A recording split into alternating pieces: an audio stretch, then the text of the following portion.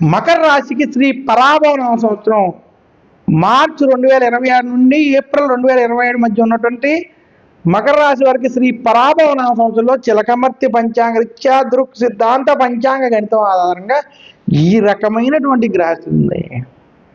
మకర రాశి వారికి శ్రీ పరాభవ సంవత్సరంలో ముఖ్యంగా వారికి జన్మ రాశిలో రాహు, అలాగే కళత్ర స్థానంలో కేతు యొక్క ప్రభావం, మకర రాశి వారికి శని తృతీయ స్థానంలో అనుకూలంగా ఉండడం, ఇక మకర రాశి వారికి బృహస్పతి కర్కాటక రాశిలోకి కొంత అనుకూలంగా ప్రవేశించడం చేత ఈ సంవత్సరం మధ్యస్థ ఫలితాలు ఉన్నాయి.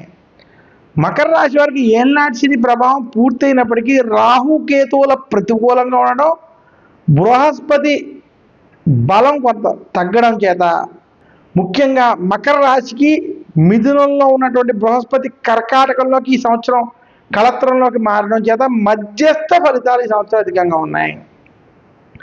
మకర రాశి వారికి 2026-27 మధ్య శ్రీ పరాభవ సంవత్సరంలో మార్పులు వస్తాయి. గత కొంతకాలంగా ఏవైతే ఇబ్బందులు సమస్యలు ఎదురవుతాయో అందులోంచి కొంత బయటపడతారు. అయినప్పటికీ కుటుంబంలో రాజకీయాలు చికాకులు మాత్రం కొంత వేధిస్తూ ఉంటాయి మకర రాశి వారికి. మకర రాశి వారు మీరు అయినప్పటికీ మీ ఒండి వైఖరితో ముందుకెళ్ళి మీ అనుభవంతో విజయాలను పొందే అవకాశాలు ఈ సంవత్సరం ఉన్నాయి.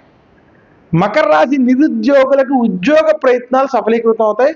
ఉద్యోగస్తులకు ఉద్యోగంలో రాజకీయ ఒత్తిళ్లు ఇబ్బంది పెడతాయి.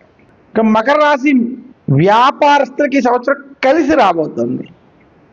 మకర రాశి వారి ఇంట్లో శుభకార్యాలు వంటి వాటిలో పాల్గొనేటువంటి అవకాశాలు అధికంగా ఉన్నాయి. కళత్రంలో ఉన్నటువంటి బృహస్పతి కొంత శుభకార్యాలను ఇది చేస్తాయి.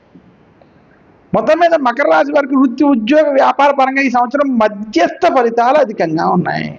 మకర రాశి వారికి ఇంట్లో ఏదో ఒక సమస్య మాత్రం మిమ్మల్ని వేధిస్తుంది. పిల్లల విషయంలో కావచ్చు, సంతాన పరంగా, భ్రాతృవర్గీయుల పరంగా కొంత ఇబ్బందులు మాత్రం కొంత అధికంగా ఉంటాయి.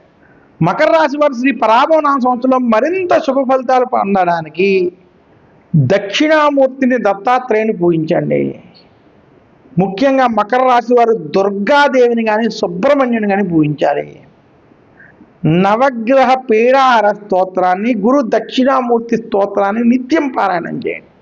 ఈ రకమైనటువంటి పరిహారాలు ఆచరించడం చేత, నీలం వంటి ఉంగరాలు ధరించడం చేత మరింత శుభ ఫలితాలు మకర రాశి వారు పొందగలరు.